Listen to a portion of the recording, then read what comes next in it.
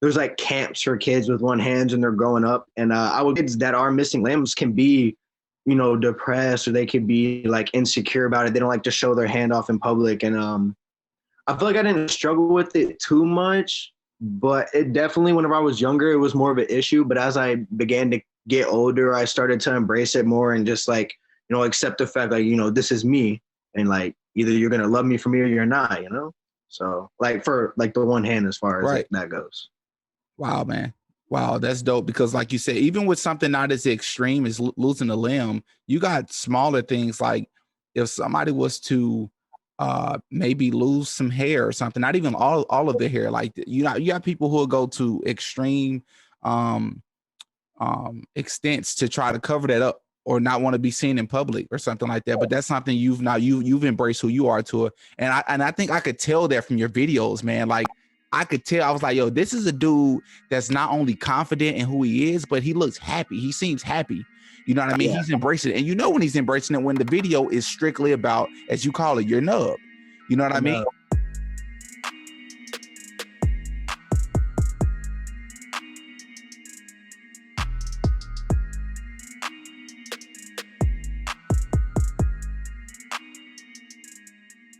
Everyone has secrets. The definition of a secret is something private that we don't want other people to know about. Well, I want to talk about everything on my podcast. Kind of like snitching, but not really snitching. Racism, bullying, incest, lack of culture, religion, sports, politics, interracial dating, sexism, gender inequality, etc. For many of those topics, people don't like to talk about and like to keep their opinions to themselves, like secrets. And if they do talk about it for some of those topics, especially racism and politics, people won't be completely honest about it because of what they believe the backlash will be. So therefore, they try to be politically correct. Ain't nobody got time for that. Ain't nobody got time for that. Ain't nobody got time for that.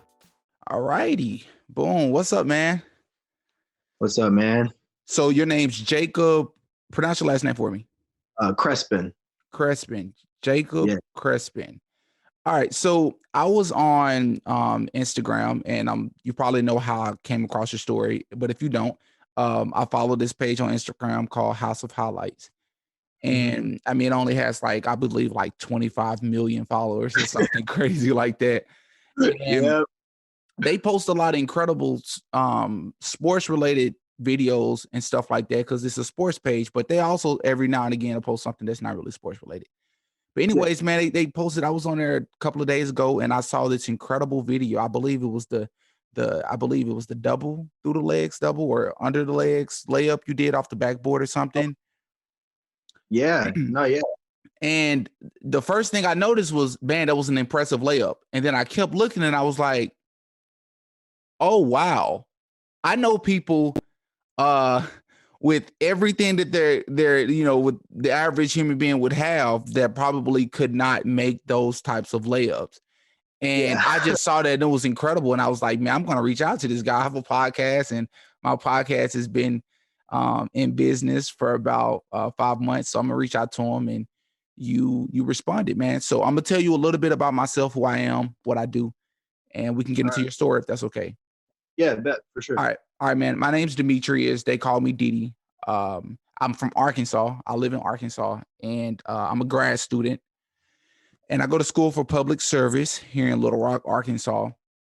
That's and cool. I have a podcast, obviously, as you know now, it's called the Ruling Class Podcast. And basically what I do, man, the purpose of the podcast is I talk to a lot of different people for inspirational purposes, for educational purposes, to be informed for a multitude of different reasons. But the number one reason why I started the podcast was to inspire people because about a year and a half, 2 years ago, my story actually went viral.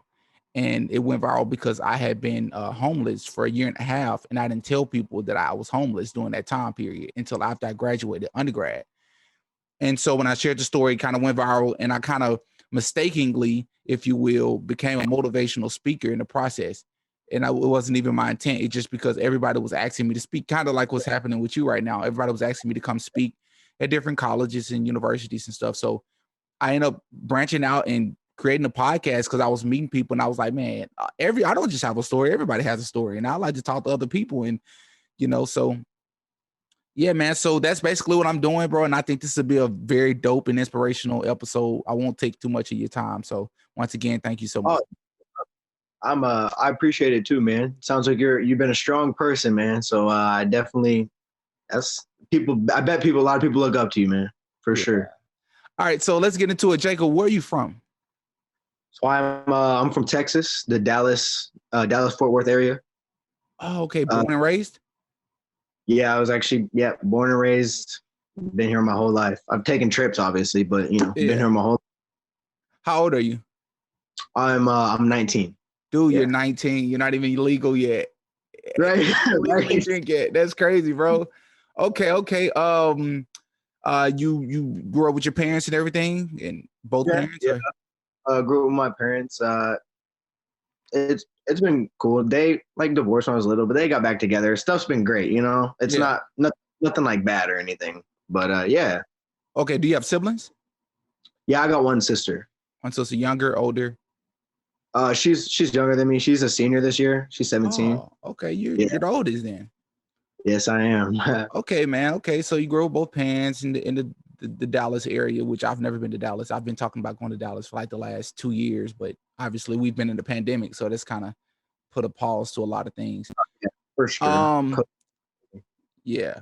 So, um, you're just tell me a little bit about your arm, man, and just how that kind of like were you born this way? Was it an accident? Just talk, So talk to me a little bit about that. yeah, so I do get asked this a lot. I actually was born with the one hand. I've been like this my entire life. So I like to say that I was supposed to be born like this. I feel like it's a blessing, not something to take as a negative thing in life. But yeah, I was born with the one hand, and it's been a part of me my whole life. I've learned to embrace it, and very grateful for it. Can't lie. Okay, Sure. so you were actually born with it. For some reason, I actually wasn't expecting that. I thought like maybe you were involved with some accident. I try not to make assumptions, but No, yeah, for some reason, I just thought you were going to say like you were involved maybe in some type of accident or something like that. yeah, that happens to a lot of people actually. Where like some freak accident happens, they lose a limb. But yeah, I was actually just born like this, man. You was born like that, and I mean, I've never lost a limb before, so I don't know exactly what that's like. But I know in life in general, like for instance, I didn't grow up with a dad, right? And so people always ask me, well, not always ask me, but people have asked me, across the course of my life, um, what was it like not growing up with a dad? How do I think it impacted me? Do I think it's made my life worse? Do I think it's made my life better? And it's like one of those things where I'm like, I can understand if I had a dad when I was really young and then he left after I was Mhm. like 10 or 12 or something like that. Then I can I think it would have been worse that way, but I've never had a dad in my life. My dad was, or I should say, my dad was never in my life. So I don't know what it's like to have a dad. So in your particular case, it's kind of how I think about it. And you can correct me if I'm wrong, but it's kind of like maybe if you had a second, and is it your left arm? Yeah, it's the left. It might be flipped on the It's camera. left. Just Okay. yeah, So if you had a left hand at one point in time in your life and then you lost it, maybe it'll be a lot more difficult to deal with. yeah. But being that you've always been this way, it's kind of like you don't know anything else but this, you know? Is that Exactly. pretty accurate? Oh yeah, yeah, for sure. That spot on, man. Yeah, it's been like that my whole life, like you said, and I don't know any other way. So yeah, What's been Jacob? What's been the most difficult moments, if any, that you've had, or what's some of the biggest challenges you've faced, only having one hand?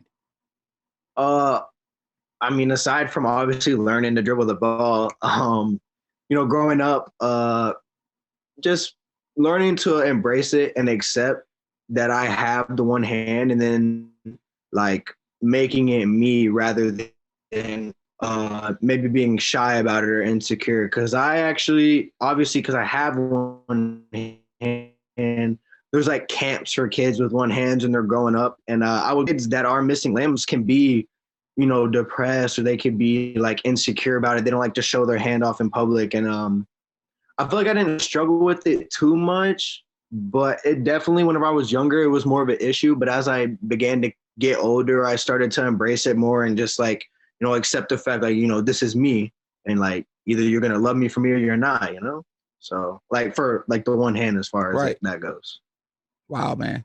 Wow, that's dope because like you said, even with something not as extreme as losing a limb, you got smaller things like if somebody was to maybe lose some hair or something, not even all of the hair, like you got people who will go to extreme um extents to try to cover that up or not want to be seen in public or something like that. But that's something you've embraced who you are to it. And I think I could tell that from your videos, man. Like I could tell, I was like, yo, this is a dude that's not only confident in who he is, but he looks happy. He seems happy.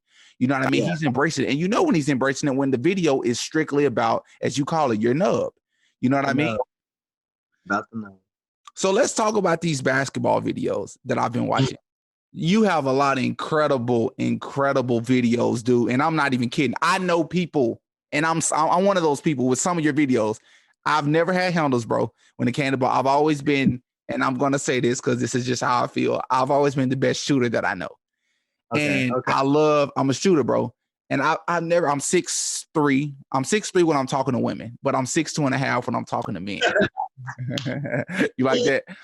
So I've never really cared for. I care for dribbles. I knew that they're very important, so you can get to where you need to get to on the floor and stuff. But I've never really just fully learned how to dribble really well. So when I look at your videos, I'm like, when you talk about inspiration, bro, it's incredible. Tell me, like, take me through just a little bit. Talk to me just a little bit about what, like, how hard it was to dribble, or if it was any more difficult than the average person. Because you were even dribbling with a tennis ball, right? Yeah, I was. Dude, I mean, so whenever I actually started the sport, whenever I was young, like around 7, this is my best friend to this day. His name's Buddy Price, and he's in some of my videos. But he was always elite at the sport, and I just always wanted to compete with him. And like I felt like if I was putting in the work, I could do it. So I got into the sport, and luckily my parents helped me get a trainer.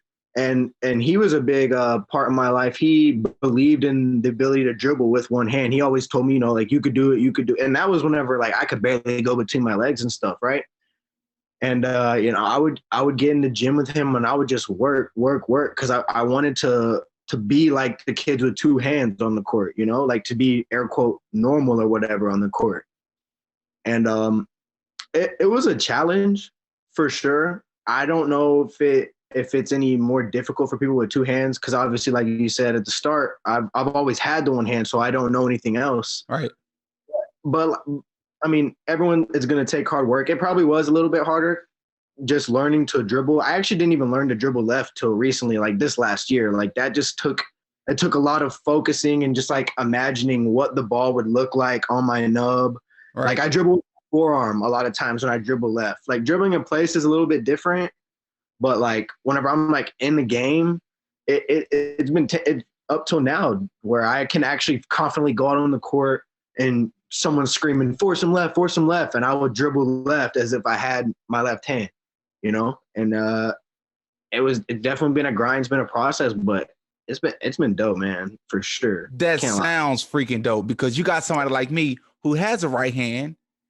Yeah. And the ability to dribble with this right hand is like that. It's like, and this is just why I thought it was so important to talk to you, man, to just raise some awareness to this, because when you talk about not taking things for granted, bro, and being that I have a right hand, right? I have both hands. Yeah. And I've never learned. It's kind of like, what's your excuse, Demetrius? What's your excuse, bro? Like if you got somebody who only has one hand, but I'm watching the videos and I'm like, how is he doing that? Like it has to take an extreme amount of focus, hard work, determination, and consistency. You know what I mean? For sure. It does take a lot of it took a lot of like focusing, a lot of like just brain imagining like what it would actually look like if this were possible. Because I have never seen anyone dribble like me with one hand. I've seen other people, play the sport with one hand. Their arm is a little bit shorter. So that's where I kind of got the advantage, as my arm is longer. I can actually do it like as if I had both my hands. And I would just kind of imagine like if you could do it in a perfect world, what would it look like? And then I went out there and just kind of slowly started figuring it out, started doing it, Wow. And you say you playing like real games. Oh yeah, Like I used competitive games though, Jacob. to travel like tournament. Like I used to, yes, Crazy. but I mean, what's I got cut from my high school team is what sucked. They didn't. I guess they didn't believe in me, man. I don't know, but and I almost got cut, but I didn't give up. Just kept grinding, and I feel like I've found another path that's still basketball, still requires me to work hard in the sport, but it's a different way. It's not in college. It's not playing on the high school team, but it's trying to be an influencer, trying to inspire people and show people, like nothing's impossible, right? And well, first of all, I think you're doing a dang good job, because you're reaching out to a random kid in Arkansas, bro, who probably would have never known who you were if this account right on Instagram with all these people that follow and interact with their page when it posted you. You know what I mean? I went to your page and I'm like, with all due respect to House of Highlights, he didn't need this post because your videos are amazing, bro. The guy, maybe it's Buddy Price. Did you say Buddy Price? Yeah. Now there's a black kid you was like playing one-on-one with. Is that him? Yeah, he's like my height. Yeah. Is he playing real defense on you? Because I seen like a clip. Do you ever feel like people kind of like take it easy on you with some of the plays, or they do, but he's got an interesting type of defense.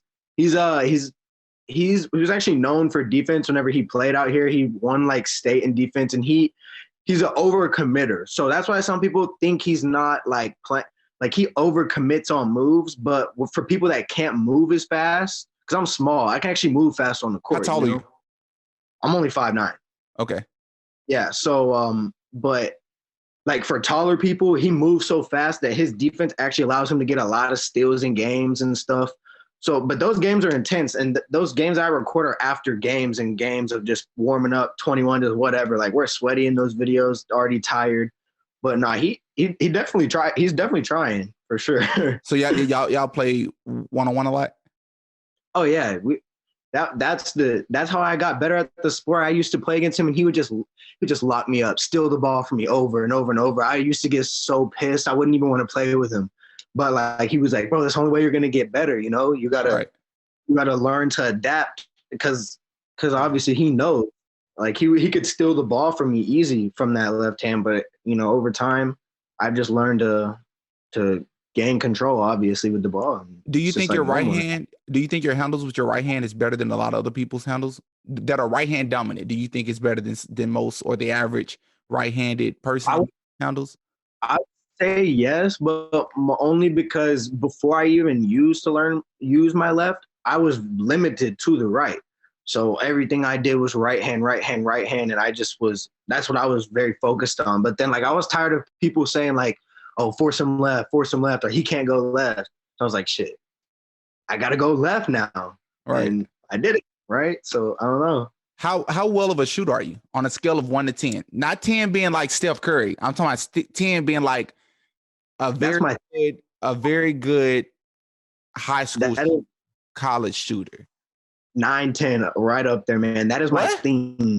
I shoot. That is my favorite thing to do is shoot threes. I've gone out on the court 23s in a row. I have video of it. That's my favorite thing to do. I wanted to model my game after Steph, right? Very surprising. That's very surprising here. My favorite player was AD for the longest, and but whenever I saw Steph Curry, I saw this guy that was like, he's not as tall. Somebody you could relate to. Far, yeah. He could shoot from far, and I was like, I'm not 6'3" like Steph, but for the competition I am playing against, if I could shoot, the same.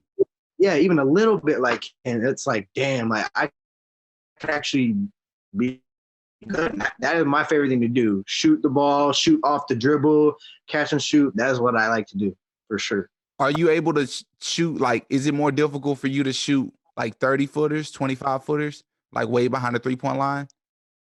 It's honestly kind of crazy. No, but like I said, I tried to model a game after Steph. I was actually so obsessed with being like Steph Curry that I would sit and just watch hours of footage of him shooting the ball, look at his form, look at his mechanics, look at what he did that allowed him to shoot from so far, and then try to bring it into my shot.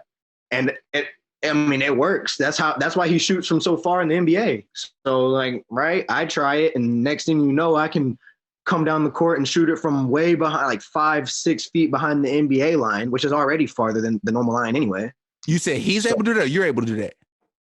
Well, I can do it too. Steph Curry is the GOAT at shooting. But yeah, like that yeah, I've learned how to shoot from that far, and it's a consistent shot every time. Yeah, your form, dude, looks amazing, dude. Like, and that goes to show, like, I would think that a form would mean you have to use two hands to know, dude. You are the first person I've ever seen I've seen other people, like, House of Highlights post stuff all the time. I've seen somebody with, like, lost limbs and stuff before. Like, I've seen people playing in wheelchairs and stuff, but you're the first person I saw where the form was freaking fire, dude. Like, everything, the mechanics, everything is perfect. And I'm like, I thought you needed two hands to do that. Looking at Jacob, obviously I was wrong. Right. Thank you, though. I appreciate it, man. I put hours into shooting the ball, like I just said. I mean, obviously put hours into dribbling too, because I knew dribbling was just as important for shooting if I wanted to play at the next level. Obviously I got cut, but shooting was like always my thing. Like, people used to tell me, like, don't shoot the ball. Like, whenever I was growing up, coaches would be like, don't shoot, pass the ball. And I was like, I want to shoot the ball. I want to learn to be a shooter, a pure shooter. So that, that's what I worked on. That's dope, bro. That's dope, man. You're 19. You've always had one hand, and just to see your I mean, like I said, the reason why I mentioned your age is because you're so young, bro. And look at what you're doing, bro. You're already reaching people, because you can take something in life, bro, and you can let it bring you down, or you can let it kind of like, take you over, or you can try to flip that, you know what I mean, and create your own narrative. And that's exactly what you're doing, bro. Highly inspirational. It's not inspirational because you have one hand. It's inspirational because you have one hand and you're using it as like a marketing. Like, you're marketing your current condition, or the way you are as a person, who you are as a person, and you're reaching people and saying, hey, look at me, look at what I took. It's like that. I took lemons and made lemonade, bro. And that's what I see when I see your videos, bro. A lot of incredible videos. Before we get up off of here, Jacob, for anybody out there, not just people who may have lost limbs in maybe accidents, or people who are born with limbs, but anybody out there, bro, who might have some type of mental block due to difficulties or roadblocks that they're facing within life, bro, what advice does 19-year-old Jacob from Dallas, Texas, have for anybody who listening to this podcast? I would definitely say there's a lot of things. I would say, number one, watch who you're around as far as a friend group, because a lot of times a switch up in friend group can change your whole like aspect of thinking on life, and it could change like that. That was a big thing for me, changing who I was hanging out with my senior year, and all this started happening. I'd say, never give up. I got to meet Cash Nasty, and he had an inspirational talk with me, and he told me a lot of things, but the main thing I got from it was just don't give up. And if I really believe in myself, I can make it happen. And thirdly, I give a lot of credit to God, give credit to my family and stuff. But I give a lot of credit to God. I feel like none of this would have been possible without him. And I feel like if you don't have him in your life, things can be confusing at times. Like, you could be completely feel alone, but God's there to talk to you. You know what I'm saying? Yeah. So it's like, I feel like those three things all together have helped me get to where I'm at. And I'm grateful for it. And I'm just going to keep grinding it like I started at zero, That's incredible, bro. And you mentioned Cash Nasty. How did that? I saw the post on your page. How did that come about? Did he reach out? Did you already know him, or? So he reached out to me. I've been already on House of Highlights and Sports Center before all of this, the most recent post. I didn't know that. You've been on Sports Center? Yeah. That's how he actually saw me. I was Sports Center top 5, and he was on there too. When? That was last year. This has only been going on for a year. This is like a year and like 1 month of me doing all this. Oh, and, wow, dude. Yeah. And so they had put me on their thing, and a lot of people didn't notice it because my face wasn't in the video. My most recent one, like, I had my face when it got posted, and like people like were like, okay, now we recognize this kid. But I was on Sports Center, and so was he. He was playing against this tall dude named Jazair Jackson. He's a basketball player, and he was actually making a YouTube video for himself.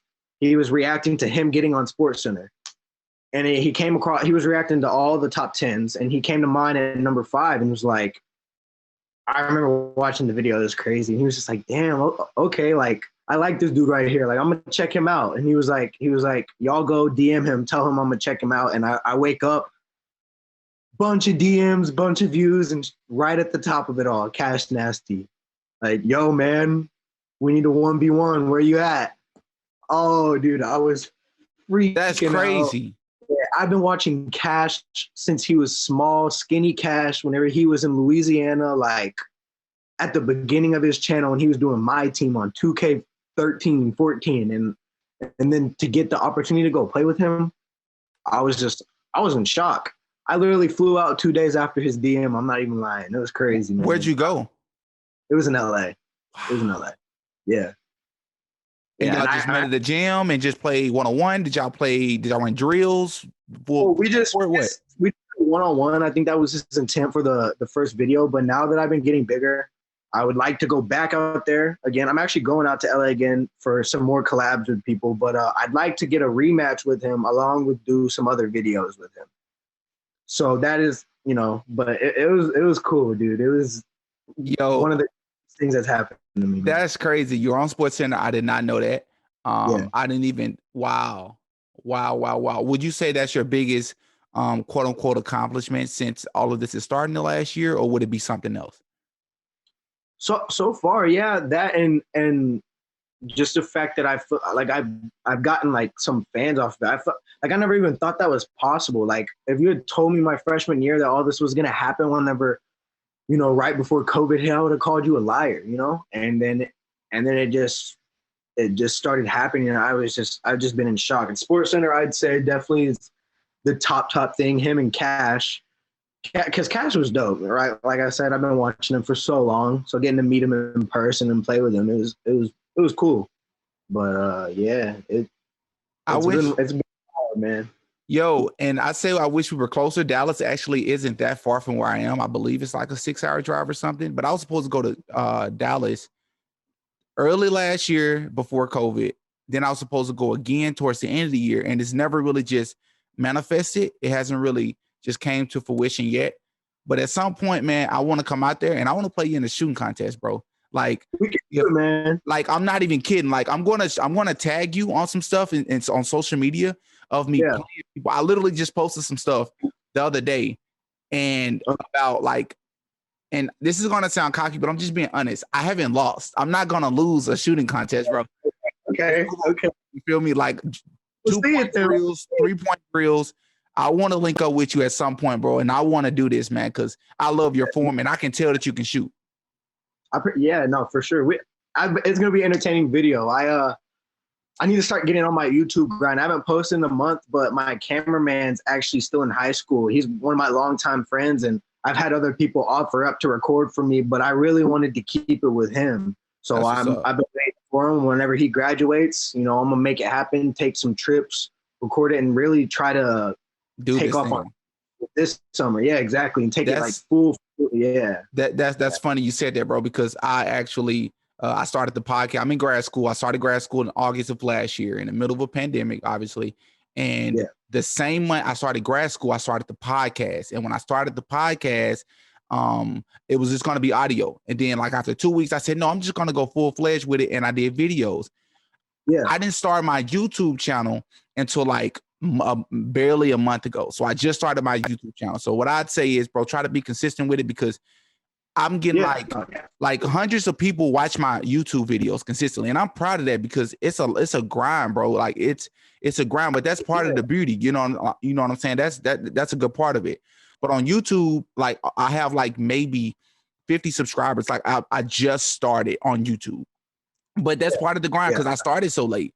But I'm ready because in a year from now, watch what I tell you, Jacob. In a year from now, I believe you have great things coming, and I guarantee you, I'm like this podcast is going to be on a whole new level because I've talked to like I consider you like a celebrity, bro. Not even because you've been on Sports Center, but because you're celebrity like to me, because I don't have to know you on a personal level, but because how inspirational your story is, bro, you're touching thousands and thousands of people already, even those who don't even reach out to you. You know what I mean? So it's beautiful, bro. But Absolutely. hey, man, keep your grind up too, man. We'll see what happens in this year. Get a YouTube collab going or something. You know, grow together. You know what I'm saying? Absolutely. I love it, bro. At the end of the episode, man, I normally give a shout out to a movie, a song, an album, or a book. A movie, song, album, or book. Pick one of those categories and give a shout out and tell the listeners why they should go check it out. A movie, song, album, or book. Can I do a artist or should I do a specific? Sure. One of my favorite artists right now is Polo G. Shout out to Polo. His lyrics are, I mean, if you actually sit and listen to the lyrics, like some of those songs, he's talking about some real things in there, and I can relate to some of them. I feel like a lot of people can. That dude's been through a lot, and he's young and he's doing his thing. So shout out to Polo G.